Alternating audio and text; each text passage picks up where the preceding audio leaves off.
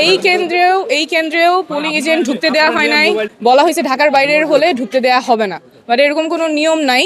কেন্দ্রেও তো আমাদের পোলিং এজেন্টকে ঢুকতে দেয় নাই, বলেছে যে ঢাকার বাইরের হলে ঢোকা যাবে না, কিন্তু এরকম কোনো নিয়ম নাই। এখন আমার সর্ট করে ভেতরে ঢুকানো লাগছে। এবং এই যে এই সময় ক্ষেপণটা হলো, যেখানে আমার পোলিং এজেন্ট ছিল না রুমে, তখন ভোট গ্রহণ হচ্ছে। আমরা অনেক চ্যানেল পাই নাই, আমরা একটা বুঝি শুনতে পাচ্ছিলাম যে আপনার যে পোলিং এজেন্ট তাদেরকে বের করে দেওয়া হচ্ছে। এই কেন্দ্রেও পোলিং এজেন্ট ঢুকতে দেওয়া হয় নাই।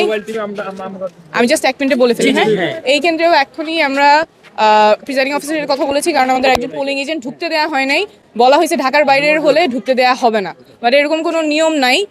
এই যে বিভিন্ন অজুহাতে আমাদের পোলিং এজেন্টদের ঢুকতে দেওয়া হচ্ছে না, ও যখন বাইরে ছিল তখন তো আমার ওই বুথে ভোট হয়েছে, সো এটা তো কোনোভাবেই গ্রহণযোগ্য না। কয়টি কেন্দ্র দেখেছেন আপনি?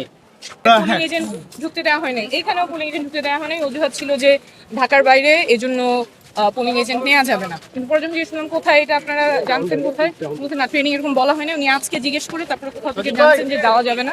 এই যে এতগুলো ঘন্টা আমার ভেতরে পোলিং এজেন্ট ছিল না।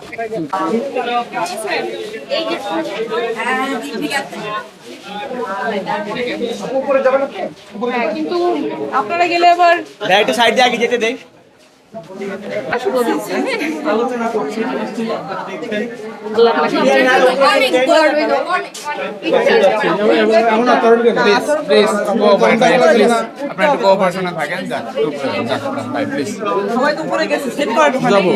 নিচেও আছে উপরেও আছে।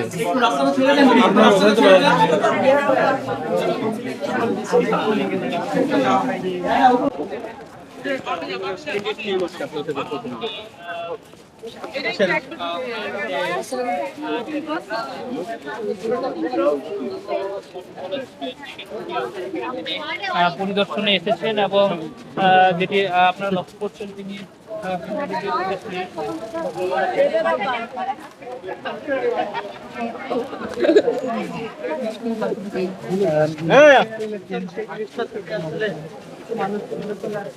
একটা সাইড দিয়ে